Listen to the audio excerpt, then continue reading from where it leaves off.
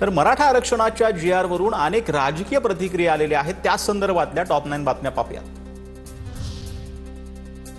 चंद्रशेखर बावनकुळेंच्या अध्यक्षतेखाली ओबीसींसाठी स्वतंत्र मंत्रिमंडळ उपसमिती गठीत। भुजबळ, गणेश नाईक, गुलाबराव पाटील, संजय राठोड, पंकजा मुंडेंसह अतुल सावे, दत्तात्रय भरणे सदस्य असणार, सूत्रांची माहिती। मोठा निर्णय लागेल अशी अपेक्षा होती, दुर्दैवानं कोणताही निर्णय लागलेला नाही। विखे पाटलांनी निर्णयाचा फायदा कसा होईल ते सांगावं, विनोद पाटील यांची प्रतिक्रिया।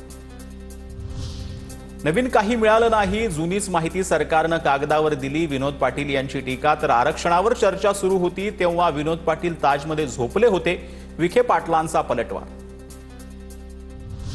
राधाकृष्ण विखे पाटलांनी ओबीसींची माफी मागावी, हैदराबाद गॅजेटचा निर्णय पाटीलकी सारखा झाला।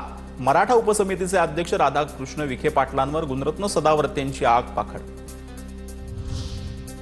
आरक्षणालाच विरोध असणारा पक्ष कोणाचं भलं करेल, फसवणूक होते हे मराठा समाजाला लक्षात यायला हवं, विजय वडेट्टीवार यांचं वक्तव्य। किडे मकोड्यांचं ऐकू नका, मी चुकलो तर पुन्हा जीआर काढायला लावीन, जर जीआर मध्ये काही बदल असतील तर मी करून घेणार, जरांगेंचं मराठा समाजाला आश्वासन। सरकारच्या जीआरनं ओबीसींचं कोणतंही नुकसान झालं नाही, ओबीसी नेते बबनराव तायवाडे यांचं वक्तव्य। नवी मुंबईत गुलाल उधळणारे शिंदे काल कुठे होते, राज्याचे दोन्ही उपमुख्यमंत्री कालच्या प्रसंगात कुठे होते, राऊतांचा शिंदेंसह अजित पवारांवर निशाणा। ओबीसी आरक्षणाला धक्का लागणार नाही, भाजपा प्रदेशाध्यक्ष रवींद्र चव्हाणांचं विधान। मराठा आणि ओबीसी समाजासाठी गठीत केलेल्या उपसमित्या योग्य त्या दिशेनं पाऊल उचलतील, चव्हाणांकडून विश्वास व्यक्त।